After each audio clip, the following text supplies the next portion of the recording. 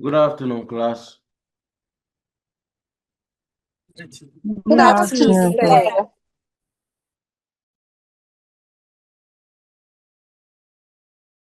Please, are there any issues from last week's lecture that you may want us to discuss before we continue with this week's lecture?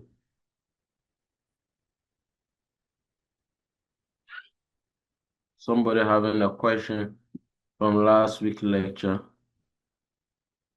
You may share now, then we'll look at it and then.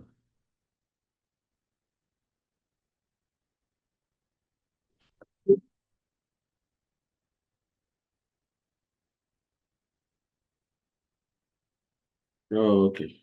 I guess there's no question or issues for last week's lecture, so we'll continue to look at change management this week and see how we can manage change, how we can cause change, and then how do we manage the change after we have caused it. So we want to look at the processes. Please, those of you who have your videos on, kindly off them. Susan, we'll look at how do we handle change as an entity and as at an institutional level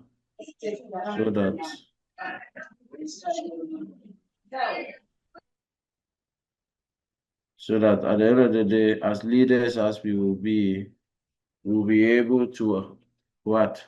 Effectively bring about change that will gear towards the goals and strategies we may want to achieve for our organization.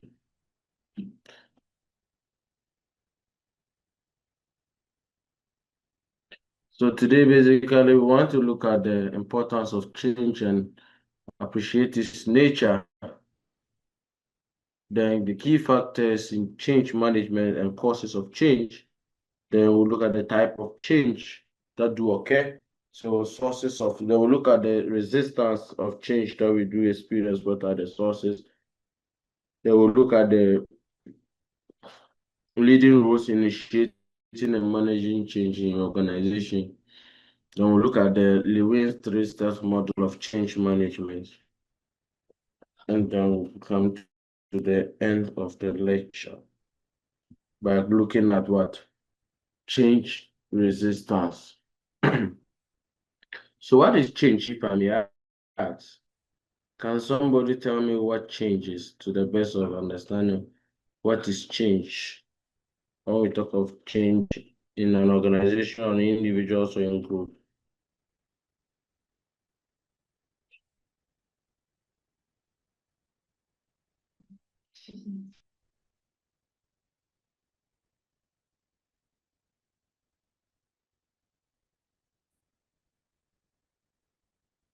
Anybody? Yes, comfort.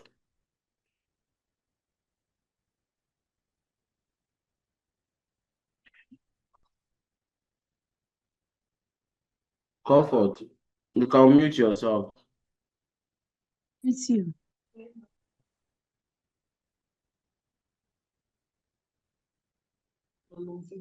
Hello. Yes. And please, to my understanding, change is the adaptation to a new behavior, either good or bad.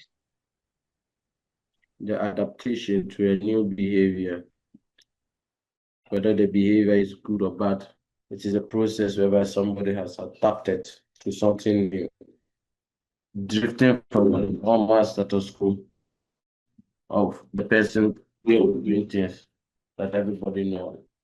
Yes, that is comfort perspective about what changes. Anybody else? Anybody else with a perspective of what changes?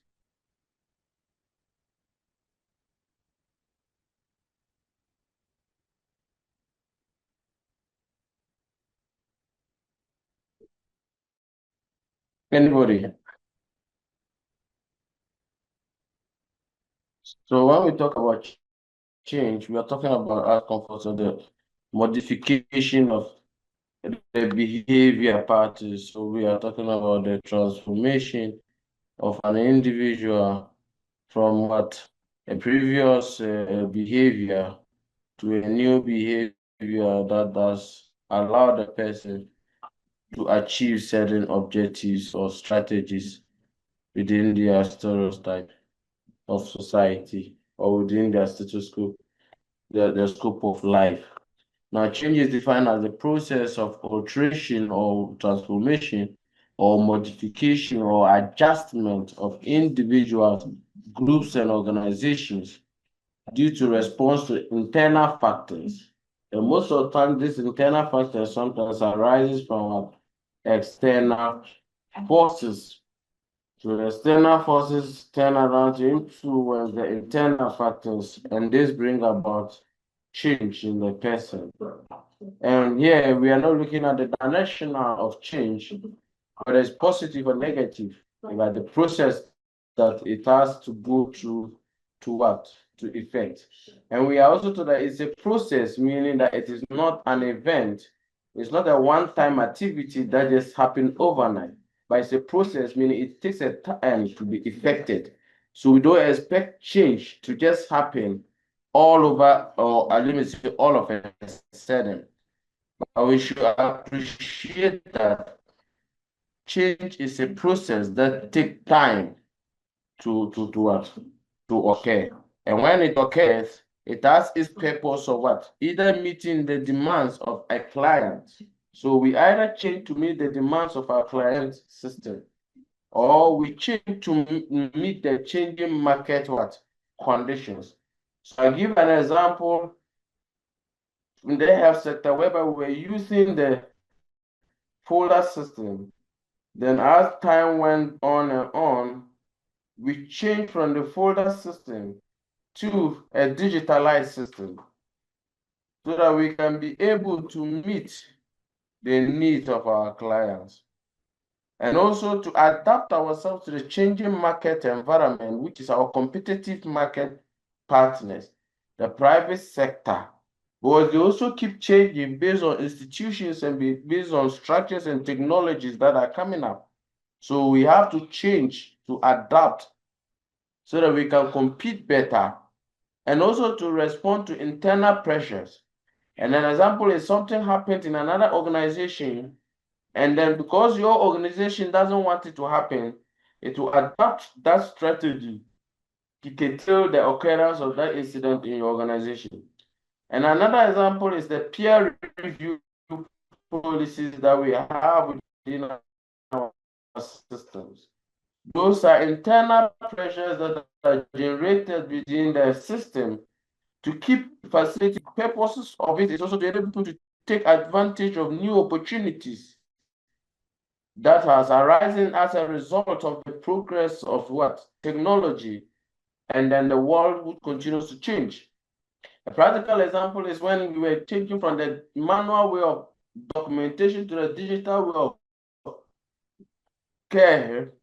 It came with the provision of new technological devices. Facilities got advanced computers, laptops, and tablets for their work.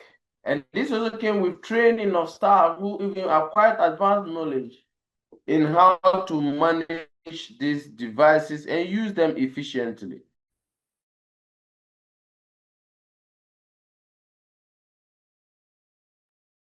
So when these new technologies comes or this kind of changes come, they also come with transformation in the individual skills of the people involved. And this will also definitely cause a change in their response to the competitive pressures that are arising within their industry. And so at the end of the day, you have an industry that is just responding to client services demand because everything around them is changing. And for that reason, they also have to upgrade themselves.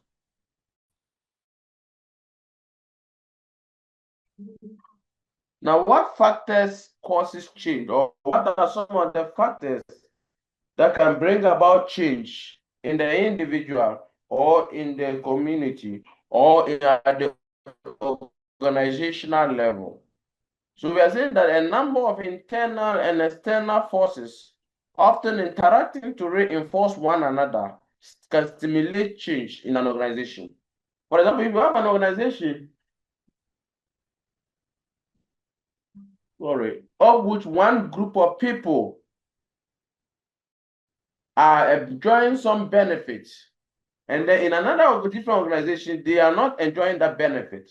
You will find it interesting to know that they can draw strains from that group into their own to cause a change. A practical example is our condition of services at the Ghana Health Service level, whereby when we realize that some condition of services are being given to a particular cadet of staffs, and a particular cadet of staffs are not getting that condition,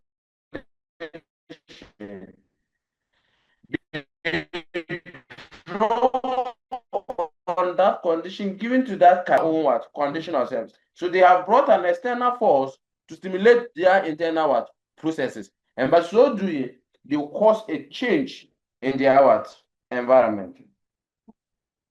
Also, pressure for change may arise from a number of sources within the organization itself. Specifically, things that have to do with the organizational new strategies, their technologies, employee attitudes and behaviors that affect the environment or the organizational culture.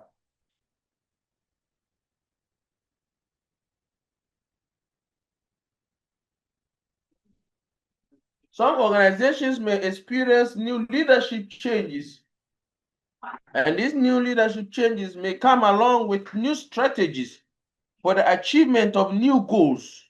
And for these new strategies to be implemented, it may come with the establishment of new technologies which will help in the what? In the achievement of these new strategies. And by so doing, you'll find out that people will have to change and adapt to it. When we had a new strategy of going digitalized, and it came with the LIMS system, then they brought computers and tablets for people to use. People have to be oriented, and for them to change their behavior in handling devices and their attitude towards what? Electronic media. And so this kind of structural change, coupled with technological change, can cause what? A serious change in an organization.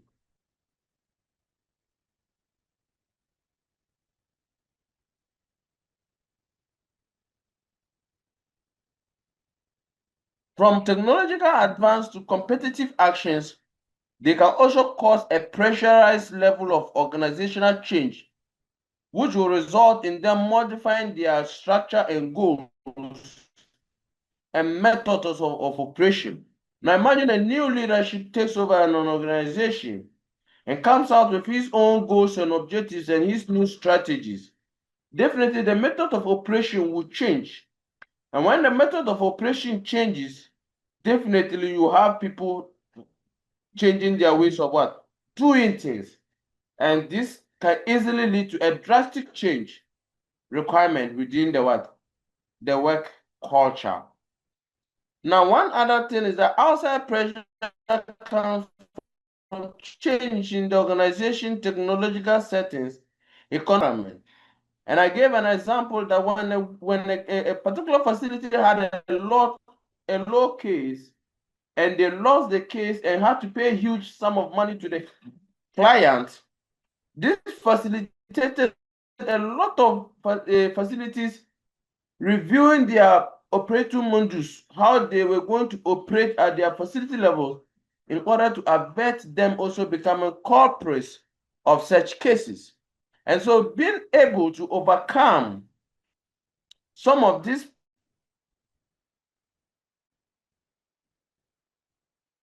political and legal systems, or sometimes some of the social dynamics of our work environment, will definitely cause some change. In these changes are unexpected, and some too are what?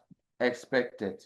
So when we are successful in causing a change, what do we do next that demand that change remains? So we talk about what? The sustainability of the change you have caused and the process of ensuring that change is sustained. So we look at what changes and we agree that change is just the process whereby somebody alter his or her ways of doing things or modify or adjust his previous way of doing things to a new way based on prevailing things. Now, when we look about change management, we are talking about a more structural approach to that transition. So the transition or the process of changing or altering your behavior, when you make it structural, when you make it formal, and make it clear that it can be distinguished and differentiated, the status quos are clear from the beginning and the end, then we call it what? Change management. So ultimately engage, adapt, and use a change in their day-to-day work. So when we do this, then we are talking about managing the change. So when we have to engage people to understand the principles of why we are bringing the change, and we help them to adapt themselves to the new change we are bringing, knowing that our adaptation to change process is not an easy process. And then we are able to guide them to use that change they have adapted to its maximum, its maximum levels. Then we can be sure that we are now managing the change we have perceived and we have investing. Change can be planned or unplanned depending on the circumstances we find ourselves in. And we say that the latter just happened in the natural course of events. So for example, during the COVID era, we had to choose between putting on lip bands and then wearing a nose mask. So those of us who were fan of putting on lip balms, when COVID came, we realized that the lip balm we used were of no value because at the end of the day, we still wear nose masks to cover the lip gloss that we have used to shine our lips. And for that matter, that kind of change was unplanned for. Or if at the time that you had planned that this weekend we were going to have fun, and by virtue of one or two reasons, pocketitis or lack of vitamin M get infected into you, then you may have to spend the rest of the weekend planning on how to manage the rest of the week for the month to end. But if you have enough vitamin M with you, then you realize that you have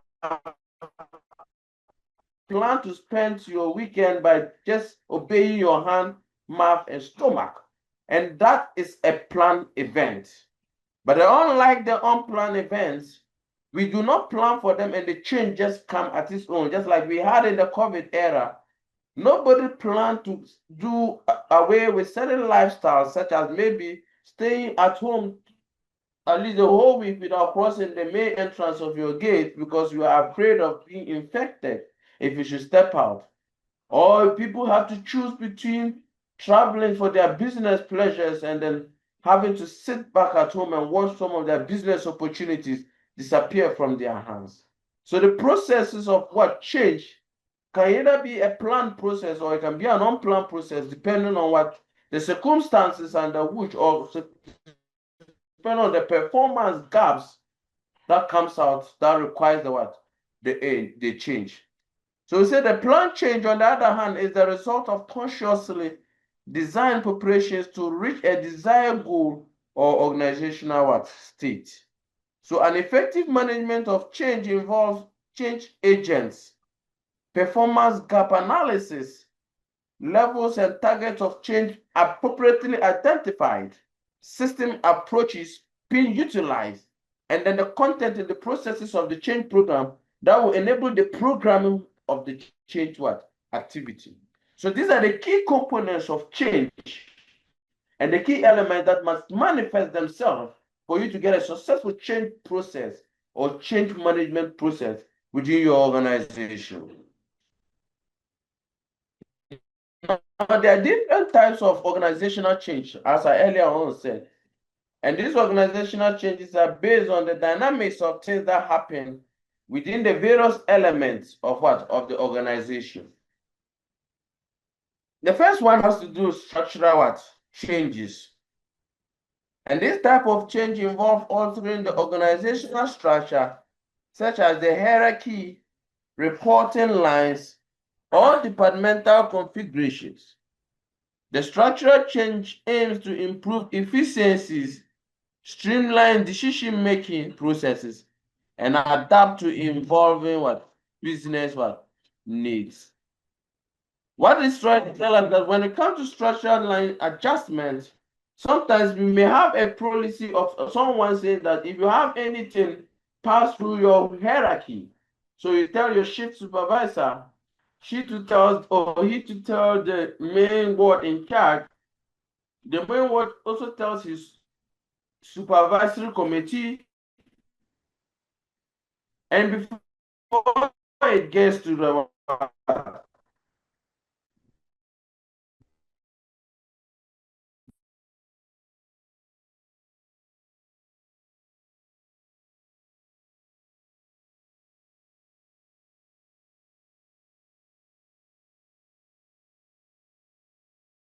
the DDNS. And maybe when you tell your shift in charge, and your shift in charge goes to tell the ward in charge, add ginger or add garlic, and but the ginger and the garlic and the other ingredients. And so sometimes they deal with a structural lines and say that, and let us deal with it as it is supposed to. Changes. We have to change sometimes because technology keeps changing and advancing. And as I use the healthcare system as an example, whereby we had to change from the folder system to the electronic system, which didn't also last for long, and we had to even change from LIMS to GIMS, Ghana Health Information Management System. So we are changing from one server to another, one interface to another interface, because technology is changing. And when this happens, they will definitely cause a change within the organizational environment. So the technological advancements frequently necessitate organizational changes. And then implementing these new technologies, systems or softwares can enhance productivity, automate processes, and drive innovation within the what? The organization. Now, the good thing is that some of this does not come as a technological change alone, but they also come with us change. Because when technology will definitely also what? Change. Our process and methodology of using the folder system, whereby people come to submit a card and we go inside the folder room and spend a lot of time searching for the folders, now has to change because you just submit a card and it's keyed in and your name automatically pop up and you are given what? Access to service. So the process is changed because technology changed. So if change comes from one direction, the greater likelihood that it will influence another type of change is very high. And even not does it only change the processes of the institution, but it also goes a long way to change the cultural aspect of the institution. So the organizational culture gets retransformed in a different mundus, and the operations get what? Optimized or sub-optimized, depending on the type of what change that comes. So we say that cultural change addresses the shared values and beliefs and norms and behaviors that shapes the organizational working environment.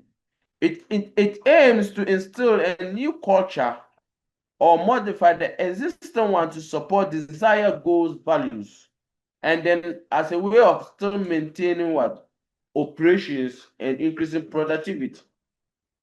So this kind of change rather target the social construct of the organization, how they interact with each other and how we relate and how we promote our well-being among ourselves.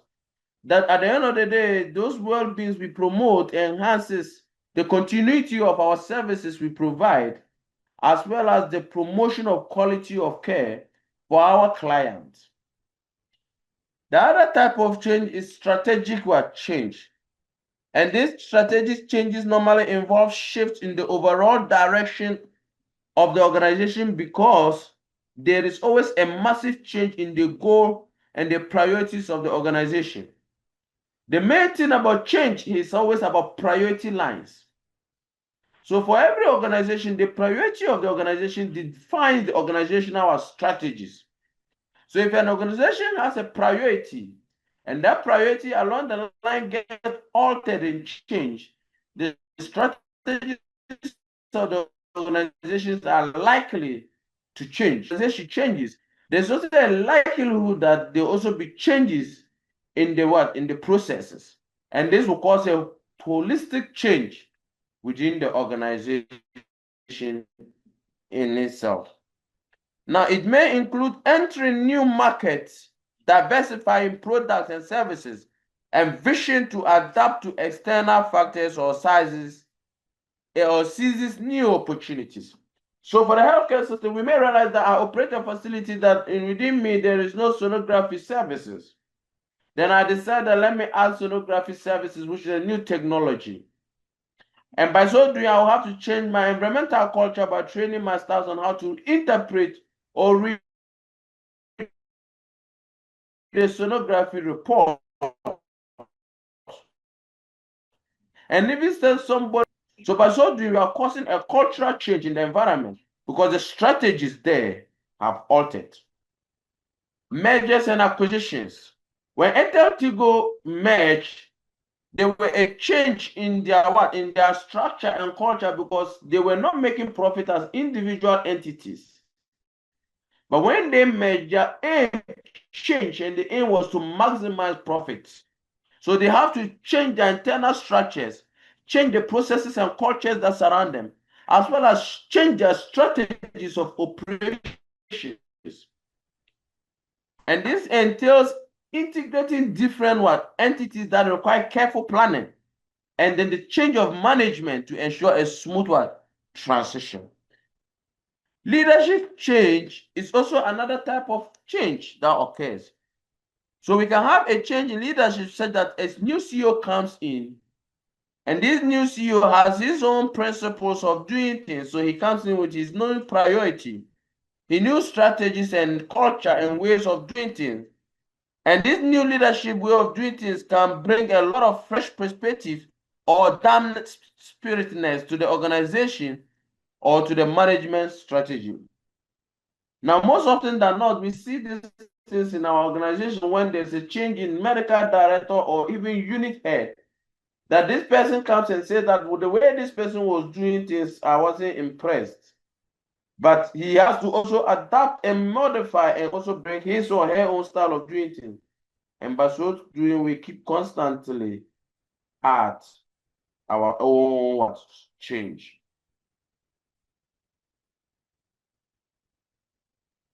Then we have the enabling. So we are looking at the factors that can, what are some of the importance of change management?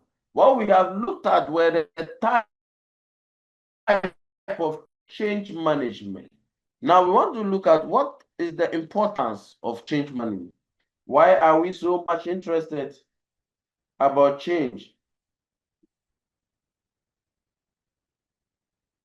First and foremost, we say that the one important thing about change is that it allows external factors to play a bigger role in organizational change. So if you have a globalization and the rapid development in new digital solutions are forcing organizations to respond to the current trend of technology.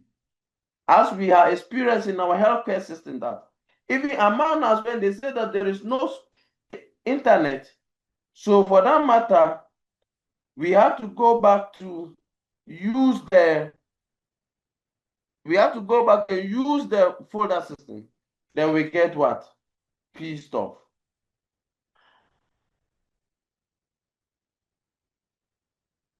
So what do we normally do? Is that we will always fight the change that is coming. But because now the global world is accepting technology, you have no option than to accept the digital method. So that is what external factors can do, and as a matter of fact, bring about change which makes progress of work important. Now let's look at another one, making ideas succeed. If you want to succeed in your objectives or your goals, you need to work on the change that you are looking for. And if change does not come, many organizations may not achieve their goals. So we see that many organizations uses change management methodologies to enable ideas succeed, working alongside project managers who deliver new capabilities into an organization. Change managers and change agents help ensure staffs are able to implement to full capacity the new construct or the new change they are bringing. So through change management, we are able to succeed in whatever we want to achieve as a strategy or as a what? A goal.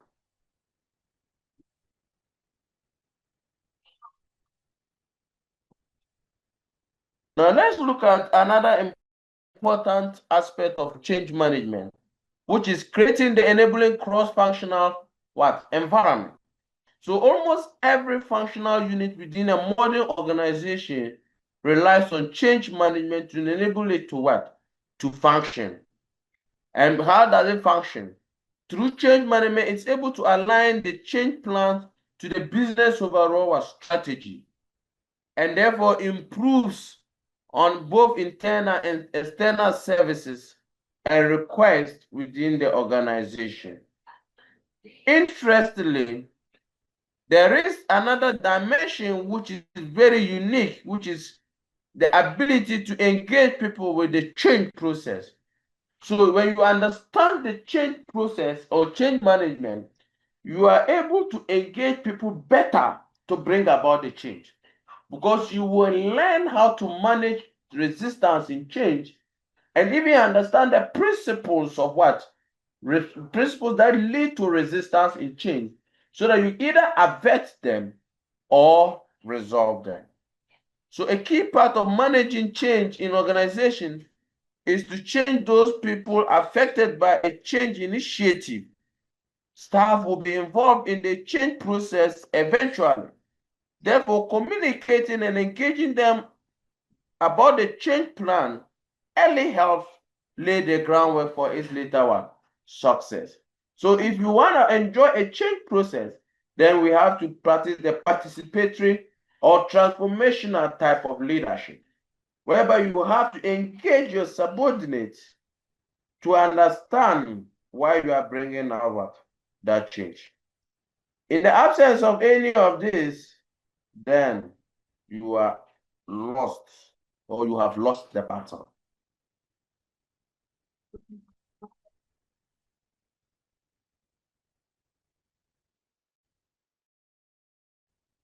Another important is the preparation for organizational transition. Through change management, we get to understand how we prepare an organization to undergo what? Change. What are the essential elements that play a key role, as we looked at in the previous slides, in terms of what? Having an effective change management. So we say change managers are often appointed to make organizational change go smoothly.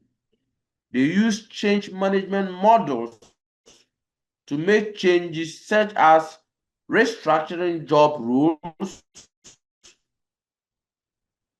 restructuring business processes, and implementing new what? Technologies of what? Change management. When positive change applied correctly, it helps to reduce wastage and resources and financial what? Losses. Effective change management helps an organization make more what? Smart choices. And by so doing, they are able to increase their productivity while decreasing their risks of loss or less productivity, which will also improve their profitability margins as an organization.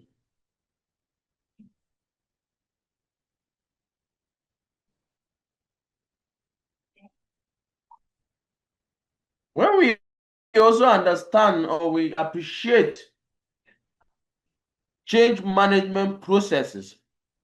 It helps us to decrease the resistance to a change initiative, because we will do the needful in the appropriate engagement of our people, as well as manage the resistance that will come. So it says resistance is inevitable in any change initiative, because people often find it unsettling being asked to work in new and different ways.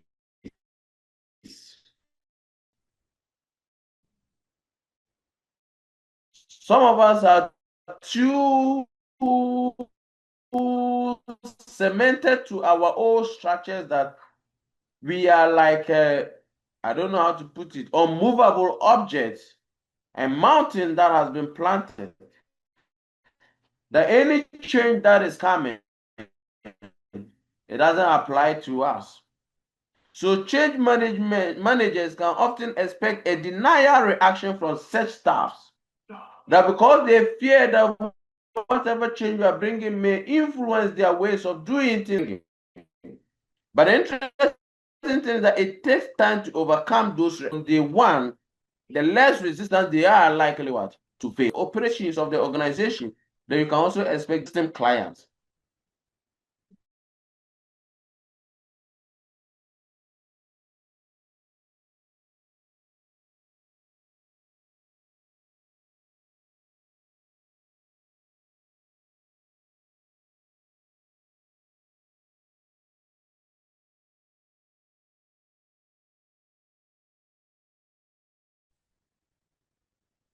So let's look at the change management or the change agents that are associated with what? Change process. My network took me off along the line.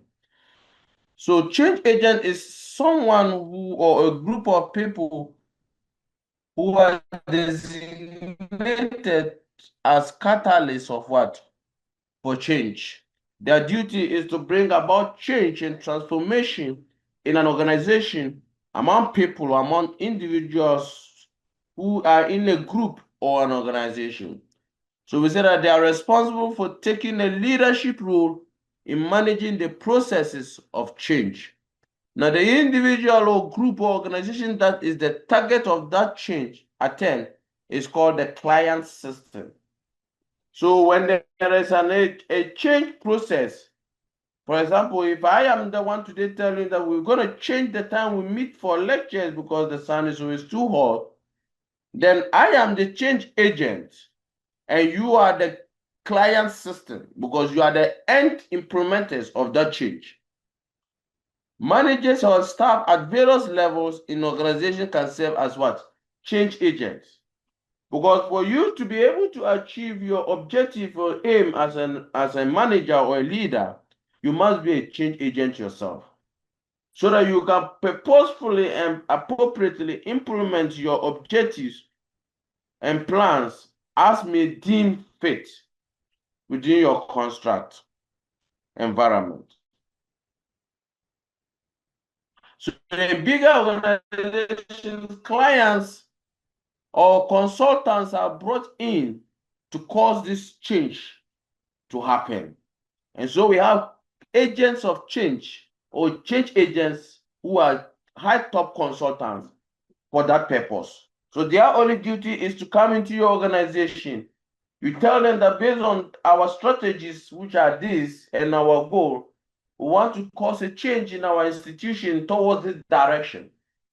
And they will now work out the performance gaps, the difference between the reality and then what you are actually achieving. What is your target and what have you been able to achieve? And based on that, then they will now work towards what? Achieving that change. So performance gap has to do with the difference between the status quo and the desired new standard of what? Of performance in an organization. For example, as midwives, as we are every year, we are given a target number of deliveries. So let's take it that in your community, you are given a target of 20 deliveries a year. And then you are performing either around 15 or 14 deliveries a year. The change agent will say that you are underperforming because you are not meeting the desired outcomes of your organization as expected of you in your job description. So the change agent thinks in terms of these performance gaps and then come out with the appropriate channels of addressing those what gaps. So you have to identify the change levels at which these efforts will be directed. So let's take that you realize that there are a lot of men spend a lot of time on their farms and they don't come home to spend time with their women. So you want to talk to this midwife to ensure that he rather encourages his men to stay home at least for the weekends. And by so doing, there's a likelihood that more women will get pregnant and come to increase your delivery rate. But you cannot just get up and walk to the facility of the midwife and just give her the directive that, Madam, go into your community and talk to your woman. No. You can't do that because there is a hierarchy system that is being operated there.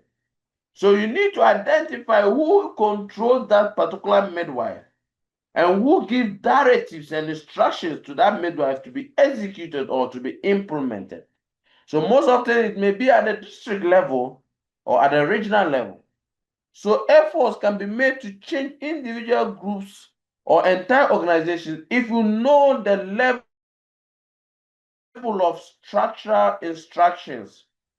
If you know the level that commands the unit in which you want to bring about the change, you target that unit and then you pass the change there. So he said that this target of change include people, technology, jobs, and workflow, organizational structure, processes, culture, and even management. So you must know how you are going to target your objective change so that it will get to the required people to have a smooth implementation of the objective.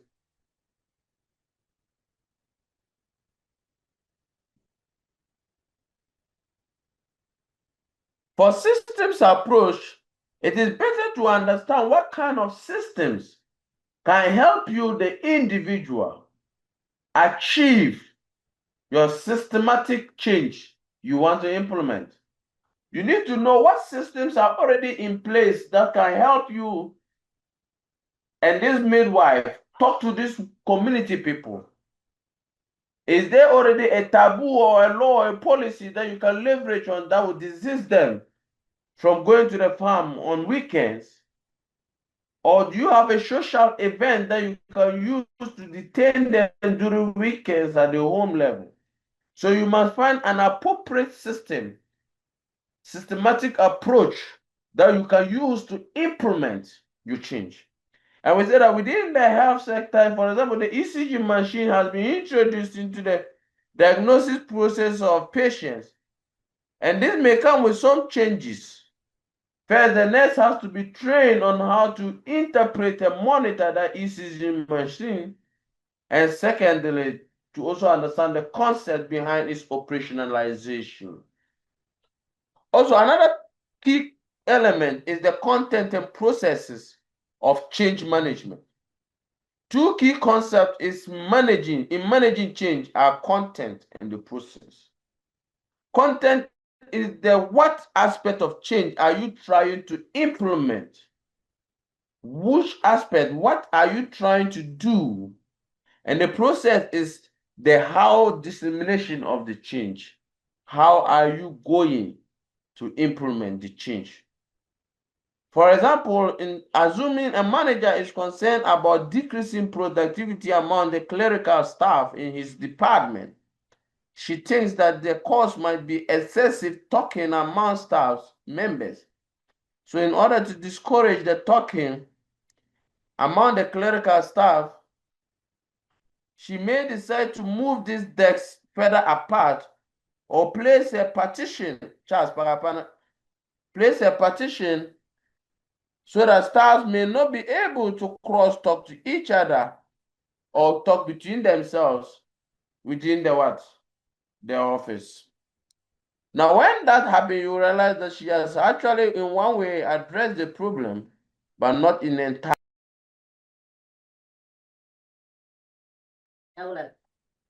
The realization of organizational change requires effective planning or programming.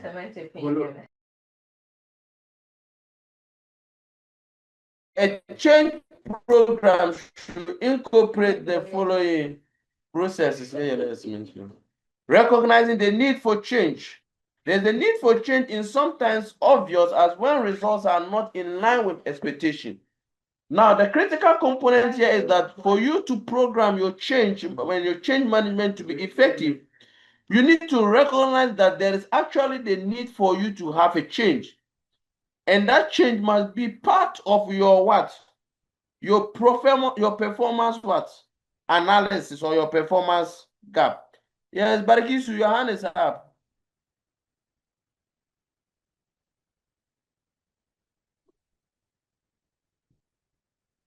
Yes, Barikisu.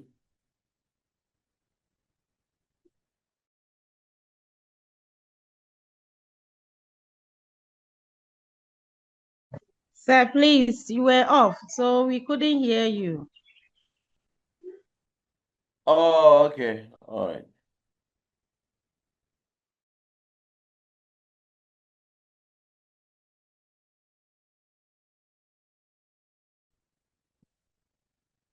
So what I was explaining is when the styles are like this, you need to understand that there is a process before to have your content be realized. So having the content is not enough by itself, but also knowing the process of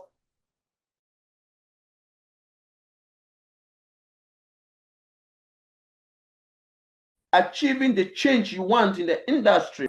You understanding the hierarchies that are involved in the process and the duration and the timelines assigned to that process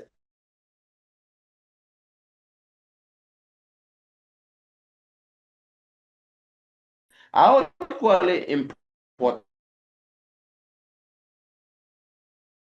To realize organizational change, it requires effective planning or programming. A change program should incorporate the following processes. One, the recognition that there is a need for a change to occur.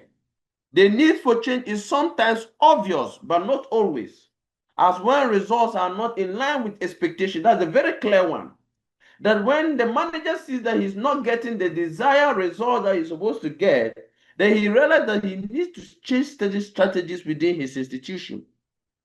Things clearly are not working well or dissatisfaction is what? Apparent.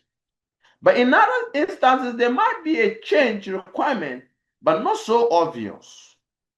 Not so obvious because the processes of that communication for it to be clear is not there. So people are squeezing themselves to give you your desired results, but in reality, it is not a smooth process for them. So it is very important for us to recognize the need for the change itself before we can be able to what? To increase it. And I said that for you to do that, your performance gap must be strong. It must be strong. Then after you have recognized that there's a need for change, you have to set goals.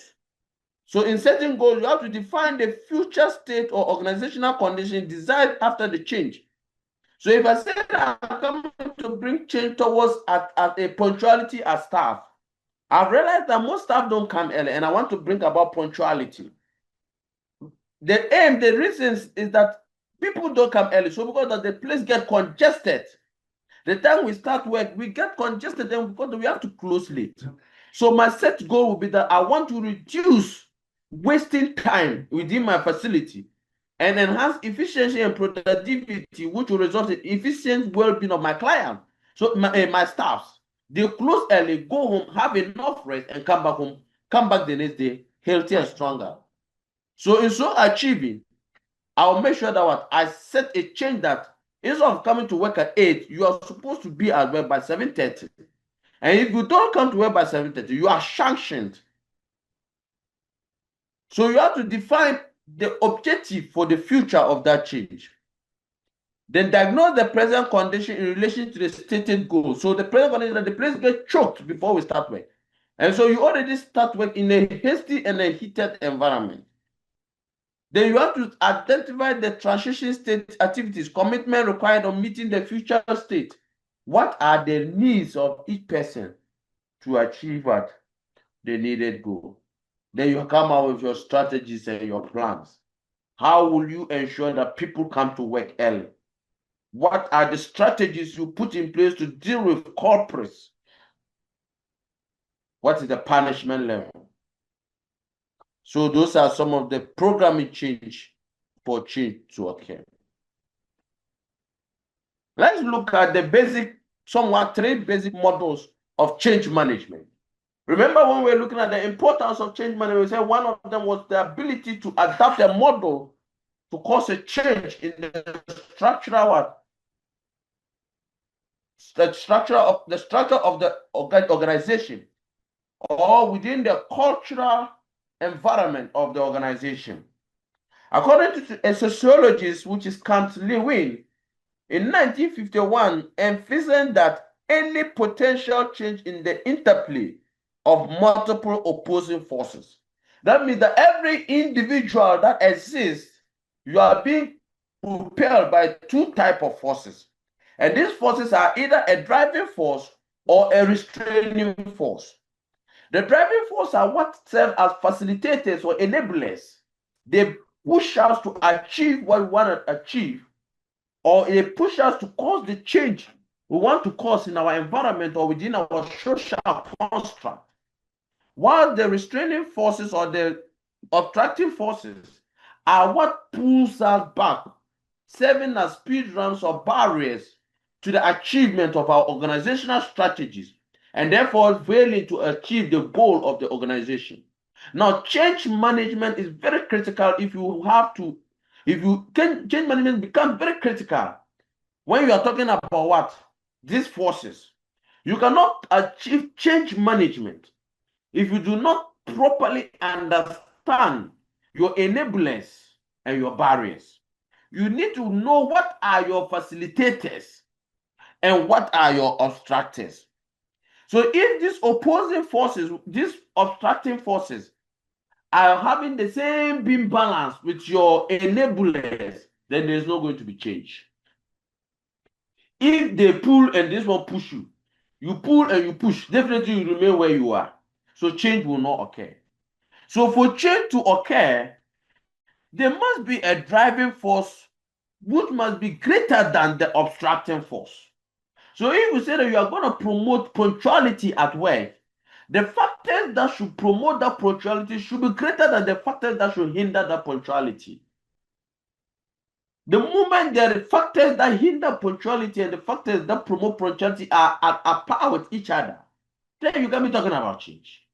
But the moment they are at co-equilibrium, then be rest assured that once equilibrium is attained between these two parameters, change is missing. So Lewin therefore called the understanding and analysis of these forces the force field analysis, which in simple terms we call it the diagnostic and problem solving technique. So the force field analysis, which we call the FFA. So when I say FFA, what I mean by is the force field analysis. And this force field analysis simple is talking about the balance between the enablers and the barriers, or the facilitators and the obstructors, or the promoters and the depromoters. What brings the change and what obstructs the change? When you put this together, we call it the force field analysis. So your ability to identify and demystify the force field analysis is very important for you to be able to achieve the change you want in your organization. So if you say you want to promote punctuality because you feel that your staff come to work late, and by the time they arrive at work, the whole place is congested with clients, and by so doing, you start the day in a hazy and a stressful manner. You want to ensure that people come to work before the clients start. Then you must understand what enablers or what barriers exist to this change you want to cause. So first of all, analyze the restraining forces and the driving forces which will affect the transition to the future state. So Lewin model says that first of all, analyze, draw an analysis and a quadrant table. In one angle, you state your enablers, and in another angle, you state your barriers. Then take steps for both to increase the critical driving force or to decrease the what?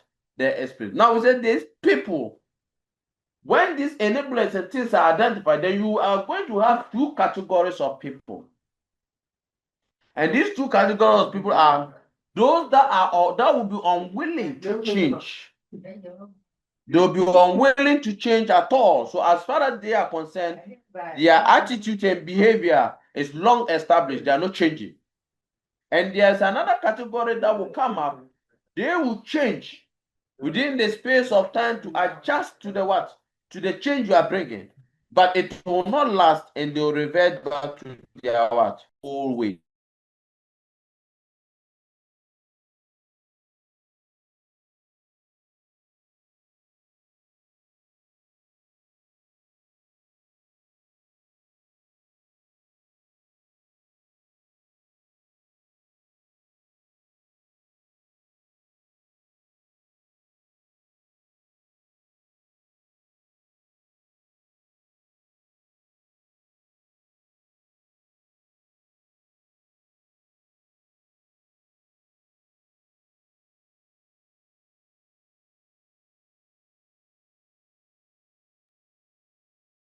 Now, if there is a group that will be unwilling to change despite whatever effort you make, this other second group, they will change their behavior frequently, lasting only a shorter time. But after a brief period of trying to do things differently, this individual often return to their normal what? Comfort zone. So according to Lewis, to overcome obstacles of this sort, there are 3 steps modeled for that change process. And the first one is unfreezing the present behavior pattern. You have to decouple the present behavior of the person by exposing the person to the pros and cons of the new behavior vis-a-vis his old behavior. You have to let them understand what happens in the change they are causing. What will they benefit from that change if it happens, compared to what they will lose if they decide not to what? To change. So you have to decoupleize what? Their present behavior. So we call it unfreezing the present behavior pattern. You have to lose them from so the Christian will say you have to cast them and break the bondages out of them. Their whole behavior, you have to break the bondage and break the curses and leave them free. When you do that, then you are not at the point of what? Inculcating or redefining the change plan, and you will start an initiative with them. So we now say that after you have unfreezed the behavior, then the next step is moving or developing the new behavior pattern with them. So your cognitive redefinition, where the change is planned and initiated, must occur at this second stage. So the person begins to show processes that gear towards the adaptation of the new change. Then the last phase is what? The refreezing or reinforcing the new behavior. Then that is where we talk about the stabilization of the behavior, so that the person doesn't relapse in the behavior he has adopted. Now, how do we make change procedures effective? According to Kantar, Laval proposed 10 commandments. Just like Jesus or God gave the 10 commandments to Moses, Laval in 1994, using the Kantar 10 commandments, proposes these 10 commandments that can be used to effectively cause change. And the first commandment is that we should analyze the organization and its need for change. Before you can think about making a change or causing a change, you first need to analyze the organization you are working in or you want to put that change in, and realizing that they need a change, then you make a step. You need to create a shared vision and common direction. You need to separate from the past behaviors that has been established, and create a sense of urgency for the new behavior or for the new change you want to bring. And you must be a leader that supports that change by yourself in action and in support resource-wise.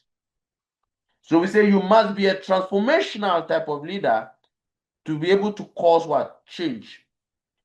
You must line up your adequately political support systems. And those political support systems can be institutional political or external political systems. The seventh commandment is to craft out an implementation plan that falls in places with your what? Strategies. Develop enable structures that will support the change you are bringing. So we talk about enablers and facilitators and obstructors and downdrawers. So here you have to develop enablers that will overcome the obstructors of the change. Then you need to communicate and involve people and be honest with them about the change and the change process. And then the last commandment is to reinforce and institutionalize the change that you want to do. You operationalize your change after you have achieved the 9 commandments. Let's look at resistance to change. Any question so far? Anybody with a question? Any question? Any question?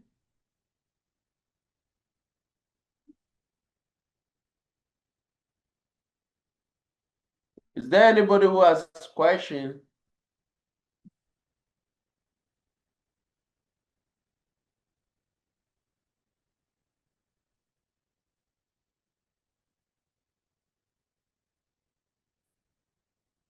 When I say people should not join my class with unidentifiable names, people still don't want to adjust themselves to the principles that change is important.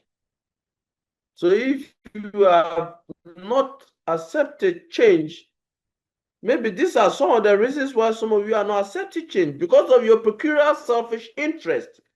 You want us to know that you are using iPhone 17, iPhone 13, or iPhone 25. That has no bearings with our lecture.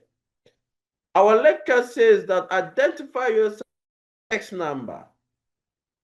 But because of your peculiar selfish interest, you will not do that.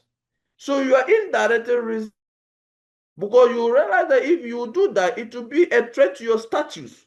We wouldn't know the type of phone you are using. And for that matter, we would think that we are all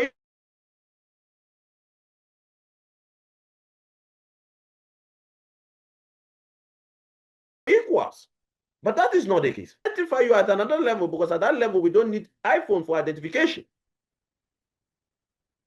We don't need Ethel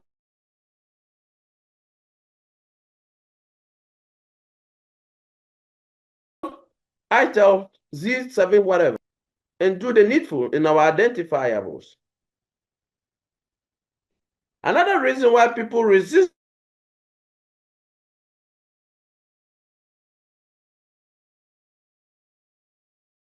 change is because of misunderstanding and lack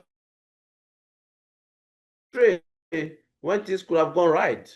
And you do not blame subordinates if they lack information and make wrong decisions that affect an organization.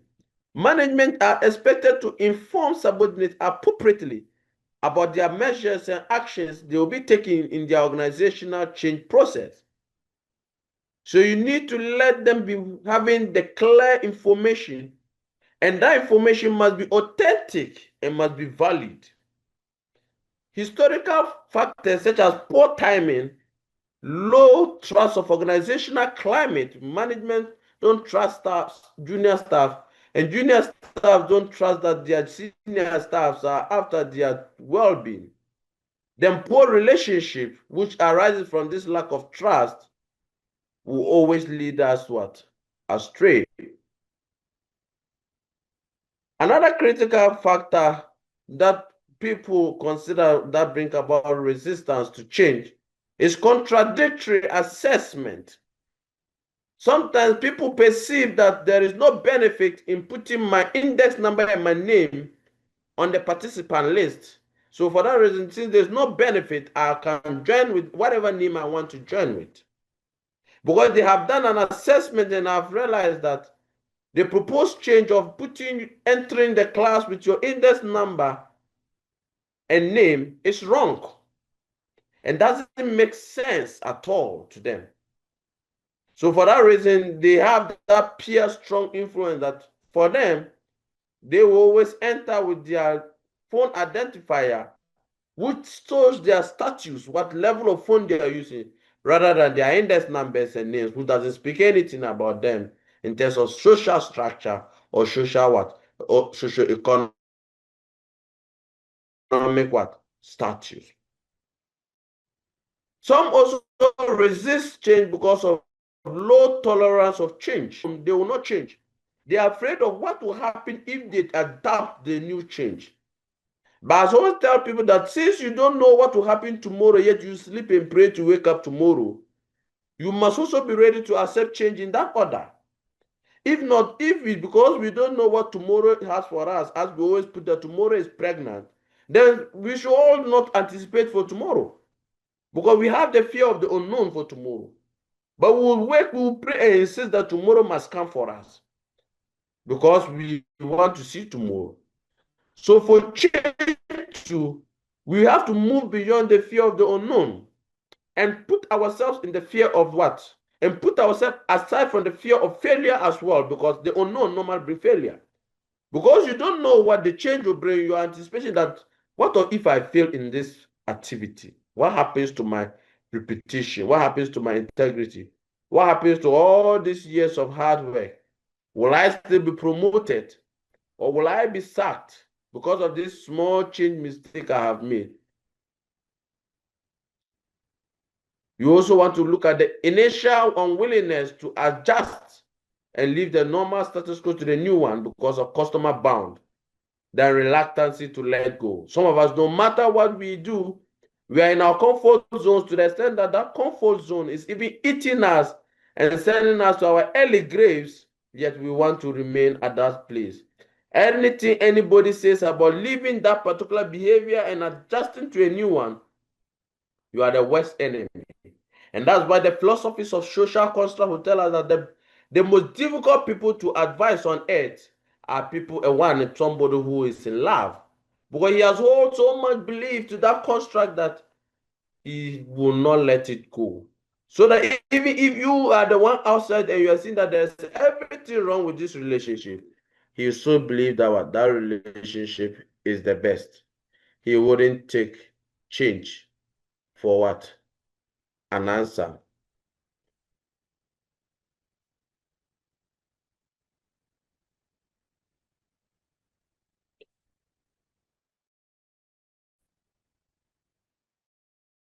How do we manage this resistance?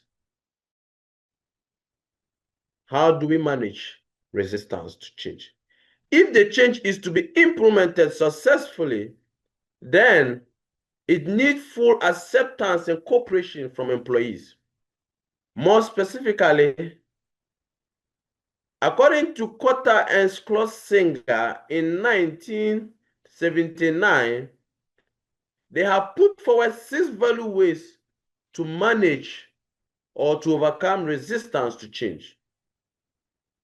They have shown us the way to manage those of us who will not join our class with your name and your index number and will still use your other unacceptable identifiers.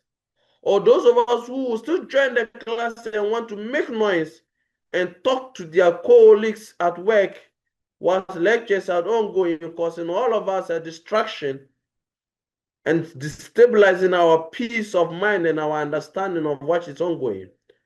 Cotter and Schlesinger says that 1, we should educate you people and communicate with you. And we are educating and communicating with you since from level 300 that these are the acceptable behavior patterns as far as lectures are concerned. But it looks like we still don't want that. Now they say we should be participatory and involving, so we are not being participatory. And the participatory that we are removing you when you misbehave. We should facilitate and support you. You should negotiate and agree with them. But on this level, we can't negotiate because you are not ready to change. Cooperation and manipulation, co-option is not an option.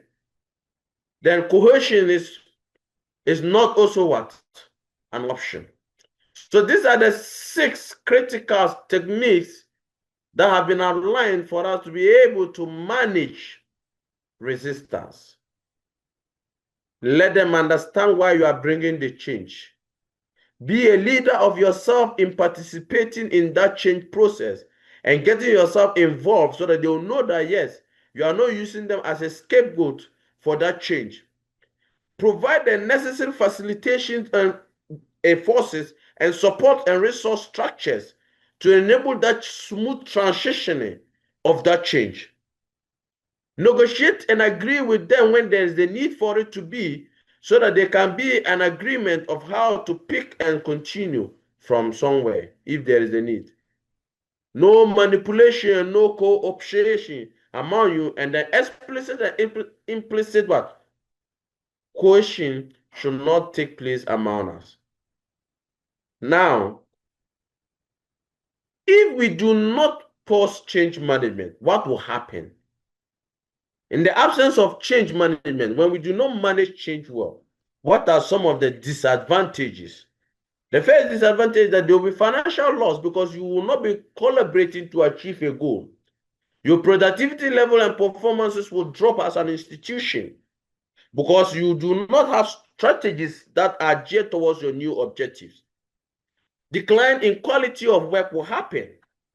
Resources and time wastage will be your benchmark. Your staff may leave because you are not giving them the opportunity to progress as staff in the job they are functioning. Increase in employee sickness levels as a way of dodging the extra workload that may come from the new shift that doesn't come with change in what? Processes. Poor staff morale, which will lead to inefficiencies in the healthcare system. At this point, I'm giving you an activity for the period under this review course. And the activity is that for the period from now to after mid-semester, you are to analyze a change that has occurred within your ward, your facility, or your institution, and tell me, was the change planned or unplanned? And who was the change agent? And what strategies did the change agent use to achieve that change? I think I should have added how did the person manage resistance to change? So this is the assignment or the activity for the period for this semester, that we'll do this activity and we'll submit the assignment in PDF after we have written our mid-semester exams. So you are expected to do this in not more than 2 pages. Not more than 2 pages.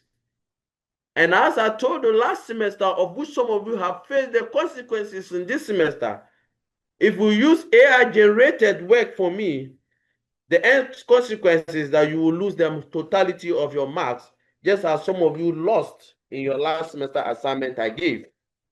But all those who use AI-generated, I can assure you that you lost the 10 marks that was allocated for the assignment in totality.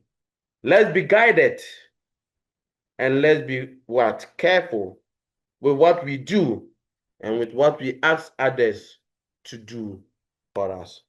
On this note, I come to the end of my today's lecture, and this is the source and the references to my study materials.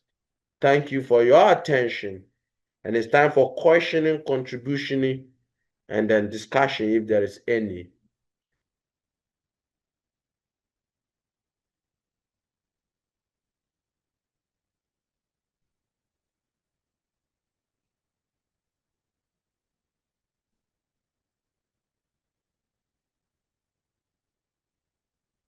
So anybody with anything, question, you can raise up your hand and then you can speak to it now.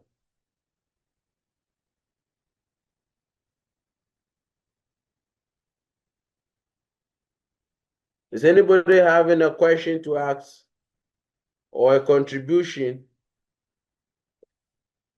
Something that will add more light to our explanations and our discussions for today, please.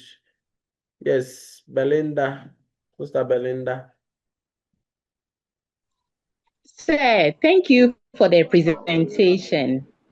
I want to ask, is it every change that must be embraced?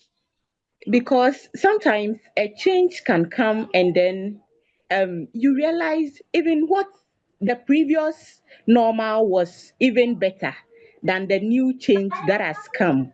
So I want to ask, is it every change that must be embraced? Thank you. Yes, that is a very good question you have asked. The honest truth is that it's not every change that must be embraced. And that is why when we're looking at the processes of change, there's a component for dialogue or engagement. So a change can only be embraced if the client system perceive the change relevant and appropriate. So there may be some changes that will come which may not be appropriate, but depending on the dynamics that surround that person who is the agent of the change, you may be compelled to either accept it or rather leave the organization. That is the unfortunate dynamics of it. But the truth of the matter is that it's not every change that must be what? Accepted. Thank So you, sir. if the structures of change management are followed, the change agent will get to know that this change I am bringing is not accepted by the people or by the client system, and therefore will advise himself or herself on a new change strategy that will still gear towards that the solving of that problem and yet be acceptable among the client system. Is that okay? Yes. Yes, sir. Thank you. Yes, Vida, Sister Vida. Okay. So please, my question is like, no, I want a clarification. So let's say we have a problem on our ward and our in charge instituted some disciplinary measures or put in some change. So I want to know whether my in charge here is she now the agent. Yes. So I he's don't know now whether the I'm change agent, the but she's the one bringing change about the agent. Okay. change. So she's now the change agent, and you Okay. are the client system, but you are now the implementers or the compliance. You are the people now complying to that change. So she has identified the Okay. performance gap based on the disciplinary action and has instituted the what? The action, the change process that henceforth this is what you do. And he goes further to ensure that what? Okay. The levels and the targets are outlined. You are responsible for this. And he gives you the content in the process. So he is the change agent. And you, all other staffs, are the client system. Okay. Yes. Thank you. You're welcome. Any other contribution?